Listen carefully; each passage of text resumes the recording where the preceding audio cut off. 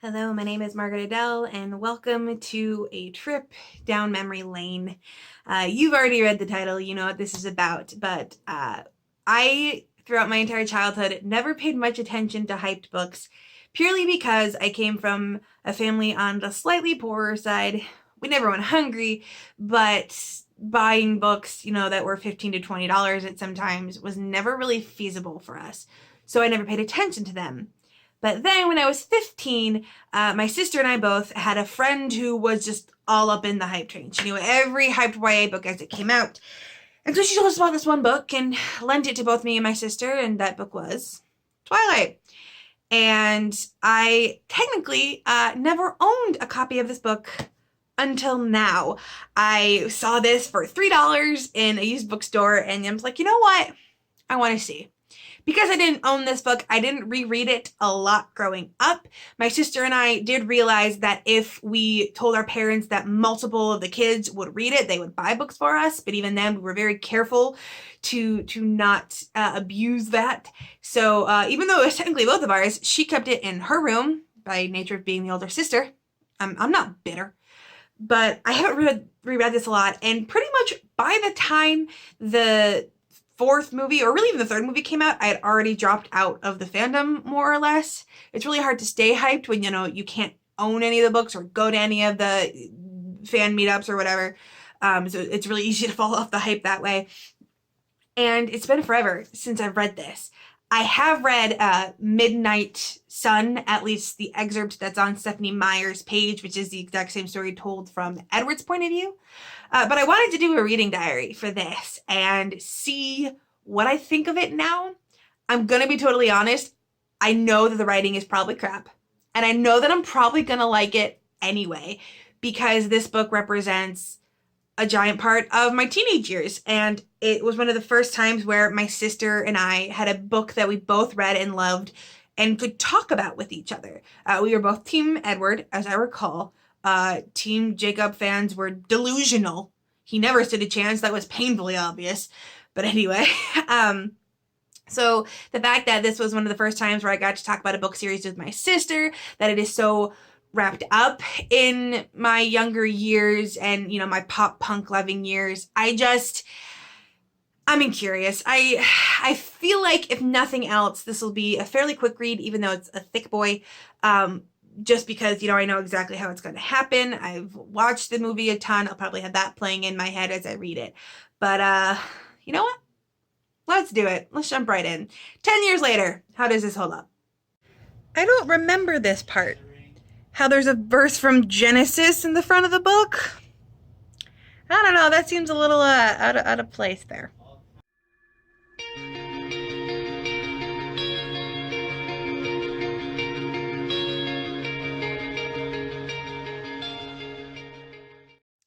So right out of the gate, I do remember how whiny Bella was about having to go to Forks and how she made it this giant sacrifice on her part when it was just, oh, how dare she go to live in a cold, wet place instead of the hot place.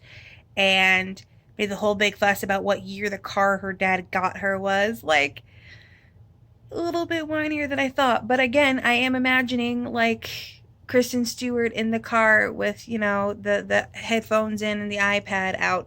So the nostalgia is there and strong. Okay, Bella is definitely obsessed that everyone is so sure that she's, going to be the center of attention here, which would be annoying if I hadn't read Midnight Sun and learned from Edward's point of view that yes, everyone is thinking about her on her first day of school, which in my experience isn't really how it goes. I've been a new kid a lot in tiny schools, and it's not usually that big of a deal. So I feel like that's more of a interpretation of what being a new student is than anything else. And also I got to the it's gonna be fine, no one's gonna bite me. Still chuckled at that. And also, she has the stereotypical, I'm such a bookworm girl. I've already read all of the classics that are on the English list. But that's such a standard thing with young adult novels or bookworm characters and books in general that, like, I can't fault it too much. Strange, unpopular names, she says on learning what the Cullens' names are. Because their names are things like Alice and Rosalie. Meanwhile, I'm sitting here with the name Margaret. So I have just gotten to the point where Edward went away for a while, and if you read Midnight Sun, you know that he went to the Friends up in Denali area, and only came back because, well, he told himself he was tired of feeling like a coward, but there was a certain pair of chocolate brown eyes that drew him back, and it was nice to know where he was during that time. So it really does help. I don't know, and I'll have to check. If you know, please comment down below. Is there a full version of Midnight Sun? I know Stephenie Meyer quit writing it because it had gotten leaked early and she didn't want to finish it because she was in a sour mood that it wouldn't come out the right way. But I probably would finish reading it. She does have a knack for taking on different point of views.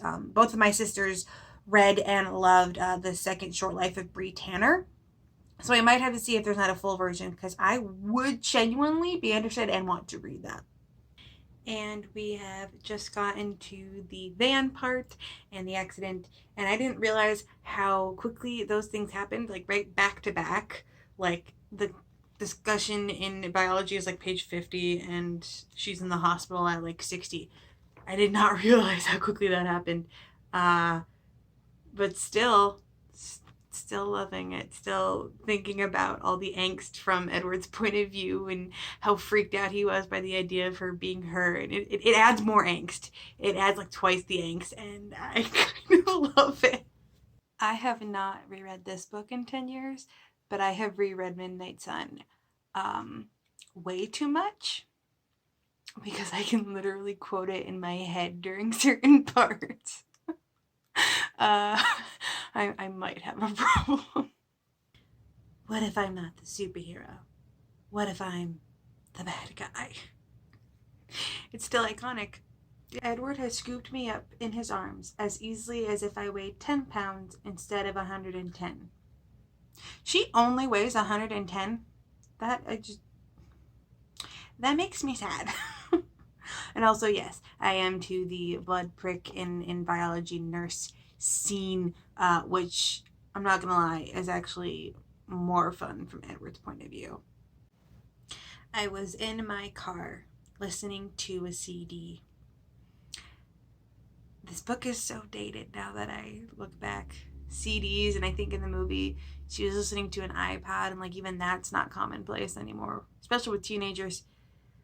10 years, just 10 years, and already this feels like it's from a different decade. Well, I mean it is, but like, you know what I mean. Feels a lot older than it actually is. And we are at the point where Claire de Lune has been name dropped, and I'm not gonna lie, it's not even my favorite Debussy song, but I do appreciate that for a short while there was a piece of classic music, or at least Debussy called himself a classic music. He didn't really like being called an impressionist. Out in the world that like it was like popular, like a piece of classic music was popular, which was really cool. Even though everyone's like, oh, it's like the song that all the girls know, but still, I thought it was interesting that a book had managed to get a piece of classical music over and managed to make it popular again in the 21st century.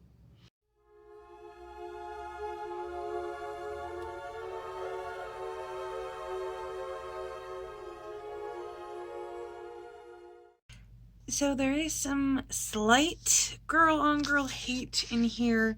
I don't know that I remembered it the first time, but like some of the girls seem to just hate Bella or be jealous of her.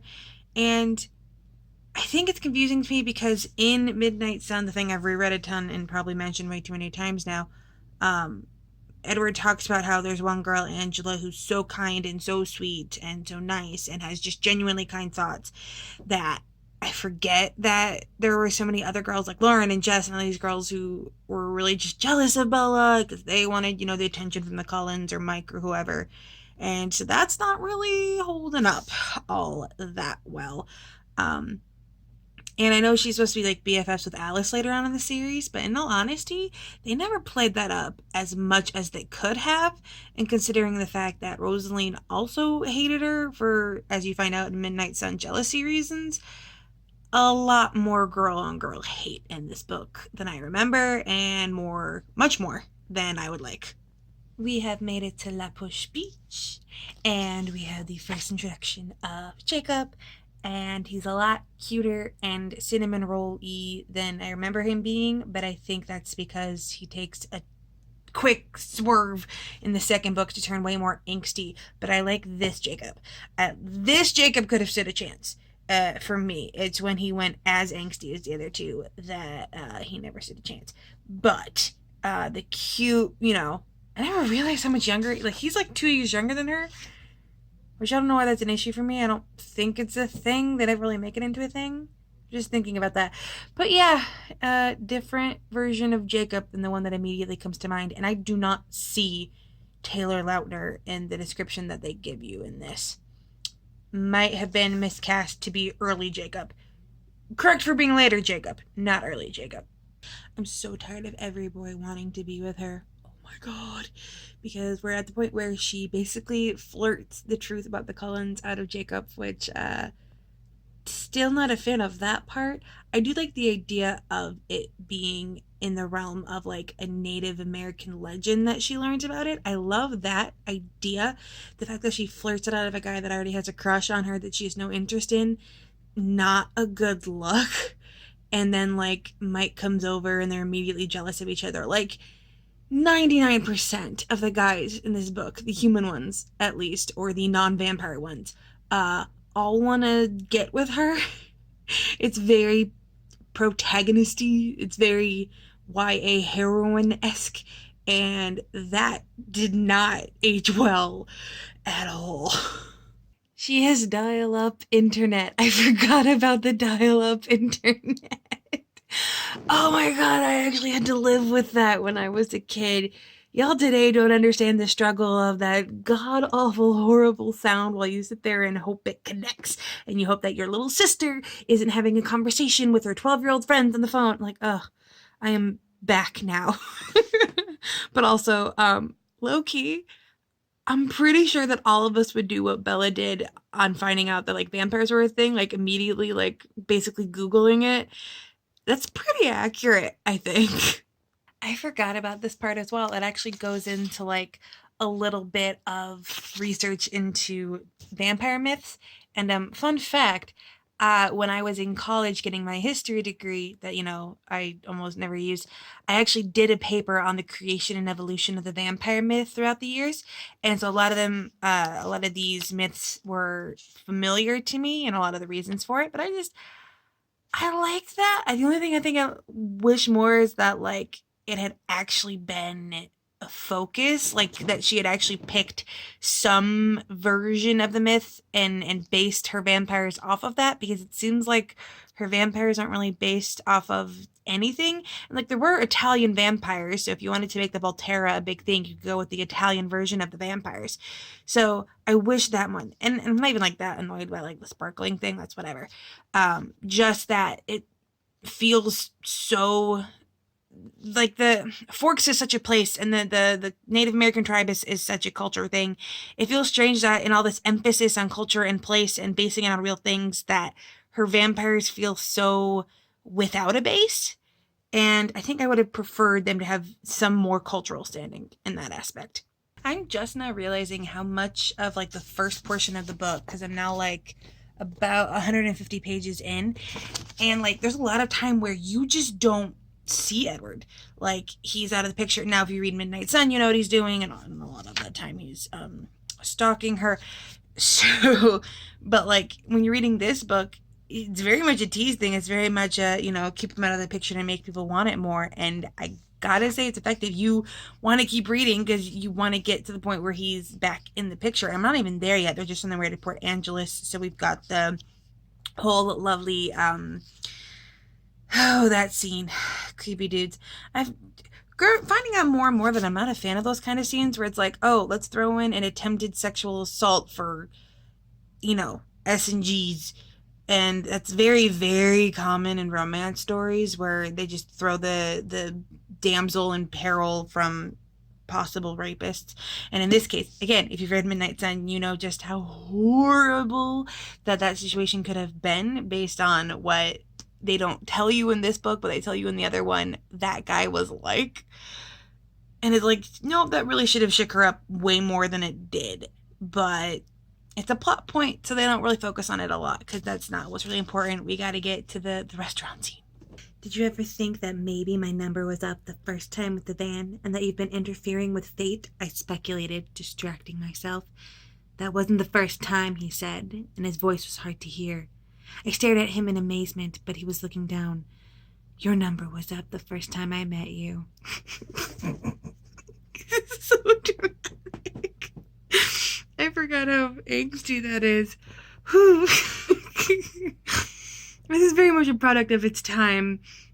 That kind of stuff would have popped up on MySpace. No problem.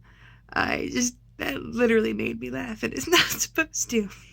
So, just got through the drive back from Port Angeles and the big reveal that she knows all. And I remember this is the part in the story when, like, it all starts moving a lot more fast. But I'm realizing I'm about to 200. I'm 200 pages in. And the most that's happened is she's moved to a new town. She's met a boy. She found out he's a vampire. I didn't realize how little plot was in this book. And it's probably why it was condensed so easily into a movie.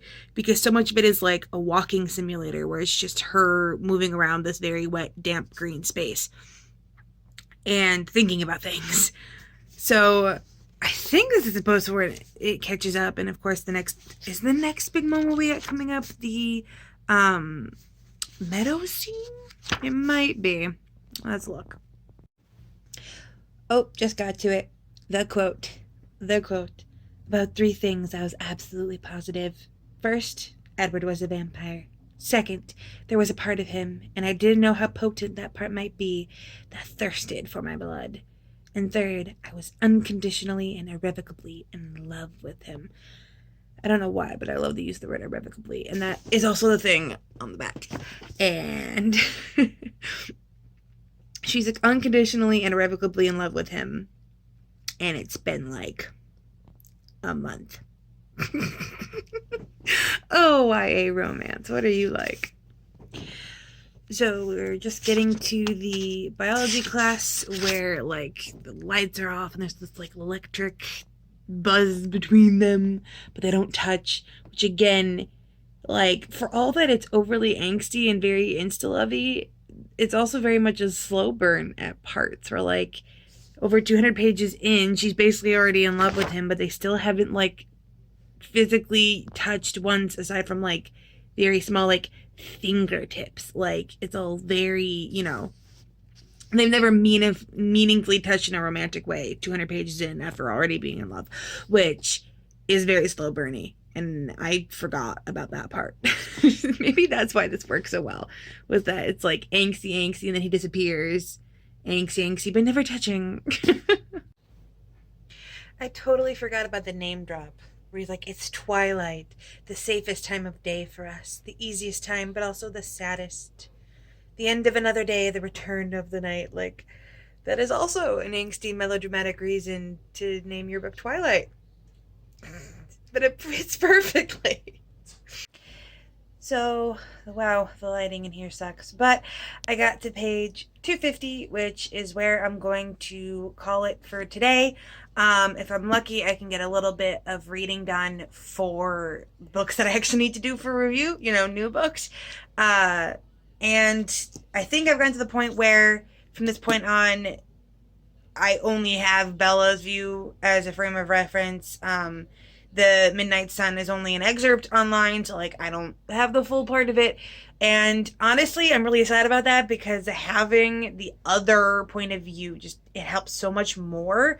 And knowing what he was thinking at the same time, like, I wish it'd been switched perspectives. I wish in general the vampires as, like, a schematic had been more fleshed out, because they're so purposefully mysterious that, like, you don't even know, like, the mechanics of how the species works until, like, you know, something crazy like the 3rd or 4th book. So I appreciated that. I definitely want to see if there is a full copy of Midnight Sun somewhere, if Stephanie Meyer did finish it. I mean, she wrote an entire gender-bent version of the book.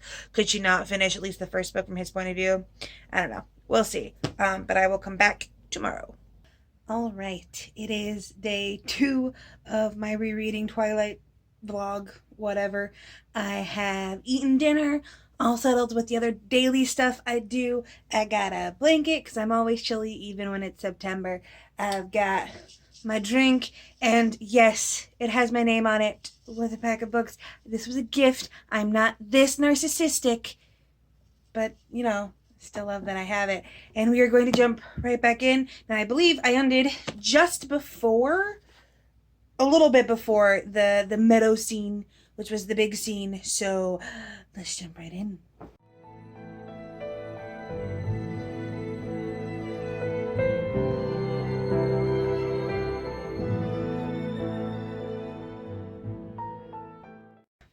Besides, since I'd come to Forks, it really seemed like my life was about him. At least she was self-aware. We are officially in the meadow, and he is in the sunlight, and this might be blasphemy, but I don't really mind the whole sparkling thing. I at least appreciate that Stephenie Meyer tried to do something a little bit different, and as though other people are like pissed. But like I mentioned before, I did a paper on the creation and evolution of the vampire myth, so I can tell you like 50 different versions of what vampires are. So that she added another one was really no big deal. And it still pisses me off that people get so angry about that. If anything, I think her vampires are too overpowered for not burning in the sun. But this is also the part where if you are, well, not even a deep fan, it's kind of public knowledge. This was the meadow scene that inspired everything. She first saw it in a dream, and that's what inspired the whole book. And I've always wondered, like, was he sparkling in the dream? Is that why she went with that? Because in the dream, the vampire and the girl that were speaking, the vampire was sparkling? That must have been like a really mesmerizing dream. I'm not surprised she wrote a book. And we've just reached the moment where Edward admits that he's been watching her every night. And instead of being like, "You've been watching me sleep every night," she's like, "Oh no, but I talk in my sleep. It's embarrassing." Not the appropriate reaction. I mean, but she's already obsessed with him. Girlfriend needs hobbies. Alright, so here is really where the wow, I'm a lot older than the first time I read this is kicking in. So if you remember the book, if you've read it, there's this large chunk of it from the meadow up through like the big plot point of the evil vampire and all at the end, where it's just them being happy and like some exposition a little bit about vampires, but nothing big. And this is where they're already like freely saying I love you, and I'll be around forever and all that kind of stuff. And when I was a teenager, I was like, of course they'll be in love forever. And then when I was like, thought about that kind of thing later on in my, early 20s or late teens, I was like, that's so unrealistic. But now I'm looking at this going, it is 100% realistic that teenage characters would say that to each other, say I love you and forever after knowing each other for, what is it now? Like a couple months? It's really not been that long. They don't usually end up like together, but them saying that makes perfect sense. So it's one of this, I don't believe it'll last forever, but I totally believe in them saying it. And like, Edward doesn't come across as an ancient vampire. I guess he's not ancient, a century isn't ancient, but like everyone always gets up at the, why didn't people have more problem with the age gap in the relationship? It's because Edward really doesn't act like he's over 100 years old. He really does act like he's, a super uppity hipster teenager, but a teenager. So that kind of him being 100 years old is really wasted. You might as well have had him being born in like the 80s. It'd be the same kind of deal. So she's meeting the vampire family for the first time, which, looking back, I think it was a mistake to wait so long to have the rest of the Cullens involved, because one of the best aspects, I think, from a standard literary perspective, is the found family of the Cullens. Like, if this was a series just about Carlisle forming his family, and I would read that series. If Stephenie Meyer came out with like a prequel series that was literally just the Cullen family being formed, I would unabashedly love that. But they're at the part where he's playing the lullaby they made for her. And I don't care what you think about the book or the movie, but the lullaby that was written for the movie is just gorgeous. I still have it on my playlist. It's still fantastic. It's literally just called Bella's Lullaby from the Twilight soundtrack if you want to look it up. It is a gorgeous orchestra piece, and it is playing in my head as I read this right now. And if I was smart, at some point in this video, I will likely have it playing over a montage of me reading because I just love it that much. And now we have just gotten to the point where Bella introduces Edward to Charlie for the first time and introduces him as her boyfriend.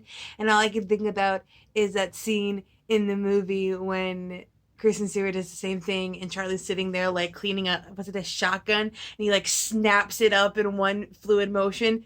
Like one of the best moments of the entire movie. And I swear Charlie is an underrated gem of both the books and the movies. And someone once mentioned that they wanted like some kind of spinoff with him being like a vampire hunter. And like, again, vamps are too OP in this world, but if they weren't, I would definitely want that. And lo, we are currently at the most melodramatic and overly done game of baseball that has ever been put to pen. And again, I keep seeing the movie in my mind and how dramatic it's made. And the movie actually does it better than the book does, because in the book she can barely see anything. And the movie actually has like slow-mo and stuff. But yeah, I've even got the, what is it? Supersonic Black Hole or whatever it is by Muse. That soundtrack was just great. But I never realized that, again, vampire baseball is played for semi-seriousness here when it should be straight melodrama. And that's just the story of this book and the era it was written in, just taking things way too seriously. Alright, the evil vampires have come. I guess they're not evil, I guess they're just regular vampires. And the more I think about it, the more I don't necessarily understand the need for running. Because, like, the Cullens outnumber, like, the bad vampires, and, like, Jasper and Emmett alone are really fierce fighters. So why leave town? Why separate and leave? Why not still tell Charlie that she's gonna go for a while and then come back, but then like just hold up in their house with all 7 of the vampires there. Make sure to always leave one person that's a really good fighter. And I mean, you got Alice too that can see the future, so like she knows when they're going to attack. Why? I never thought about this before. That's a major oversight. The evil vampires are outnumbered 2-1 and over 2-1, and the Cullens have like seriously strong and experienced fighters. Why did they run?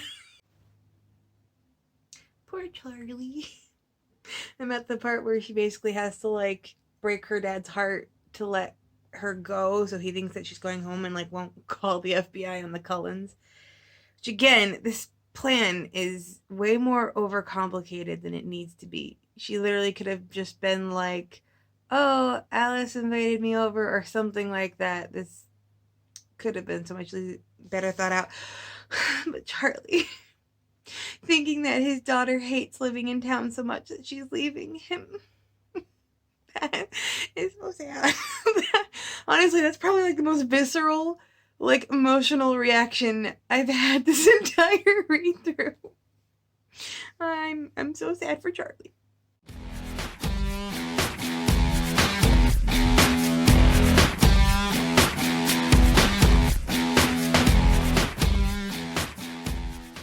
Alright, it is a little while later. I took a walk, I braided my hair, I grabbed a cookie. So we're going to jump back in. I am so close to the end, less than 100 pages. I will probably I might stop one or more times before I finally give my final thoughts, but we're coming to the end. I don't think Bella gets enough credit for her thought process at the end of this. Yes, it was stupid. They shouldn't have split up. They should have all stayed together and confronted the trio. Yes, we know now that, reading through it, he doesn't actually have her mom. But, like, at the time, the fact that she was like, well, I'm going to die, but hopefully this will save my mother.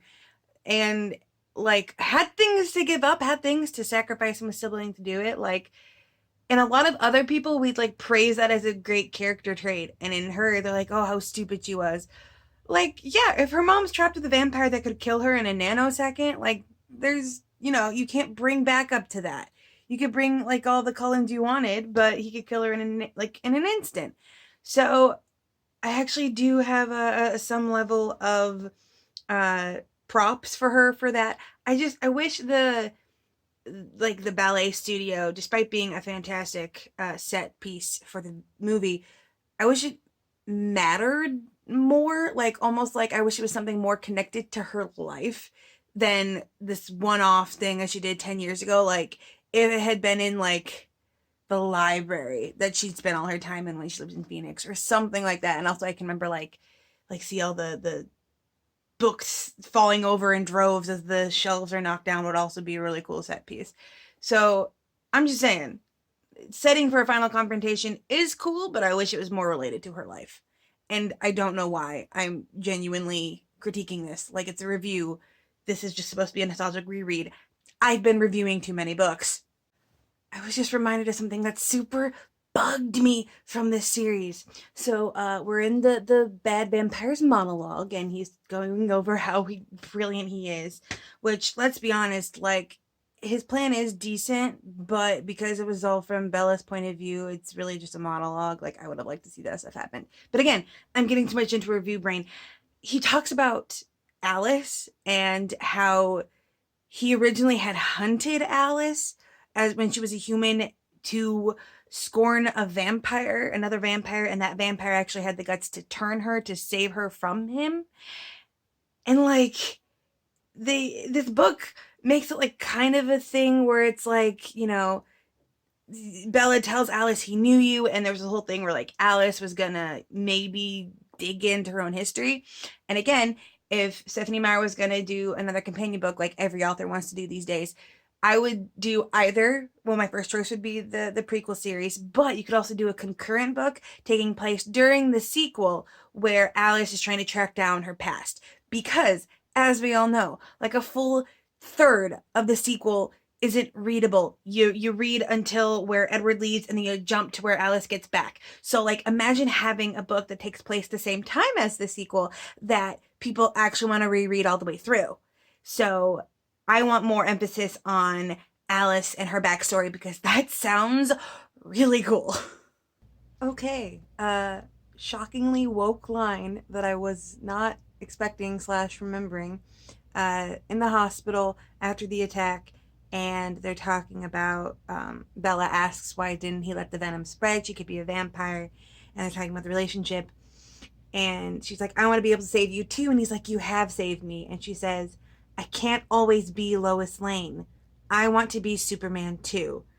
And that's like girl power and woke. And I forgot that was in there. Like, no crap. She's like, I don't want to be weak. I want to be a badass vampire. Like, no, I appreciate that. I like that. I totally forgot that was in there. Have I found you,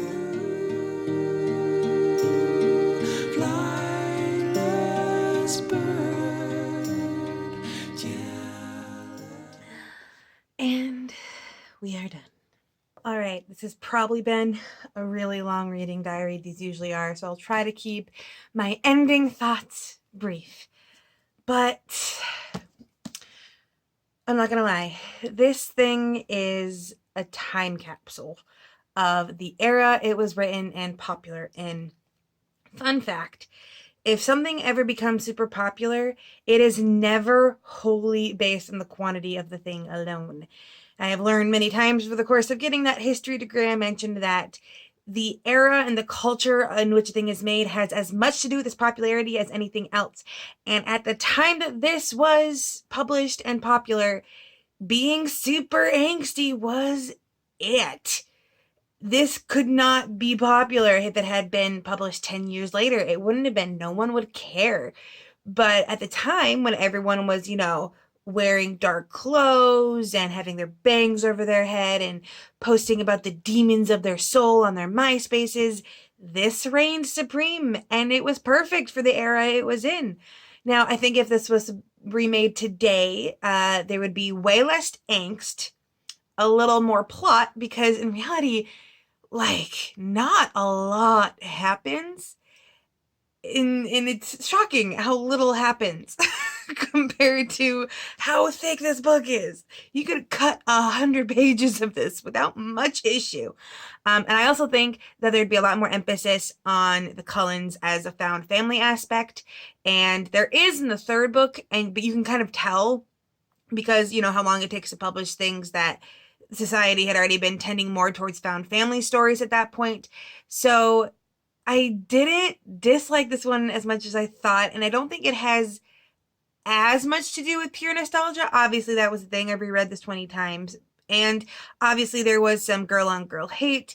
There was a total lack of outside things, and I think that's part of the reason why they look so obsessed with each other, is because, like, yeah, Bella has a hobby, the generic, I'm a bookworm, I read classic books, that so many bookworms in books have. Seriously, bookworms in books being pedantic, like, self-righteous jerks is a video in itself.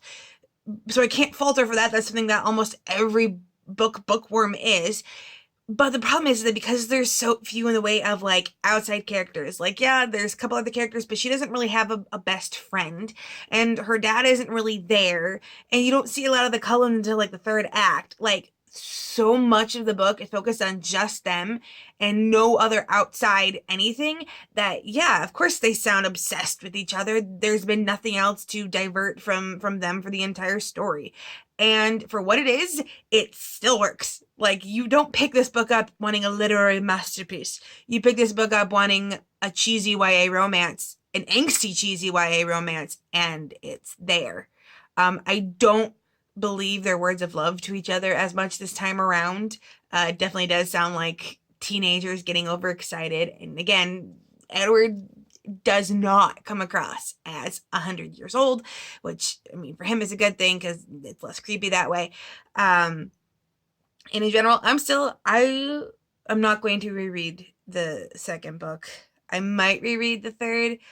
I think by the time the fourth book came out, I was already falling off the train of hype, and I think I only read it through once or twice, and I never saw the movie, or at least only pieces of it, because we found out Stephenie Meyer isn't actually all that fantastic at action scenes, in case you don't remember. So there's the attack in here, which the attack in here isn't that long, actually. Like, it's from the moment the action actually starts and the vampire actually starts attacking her to the point where she's saved, it's only like a couple pages.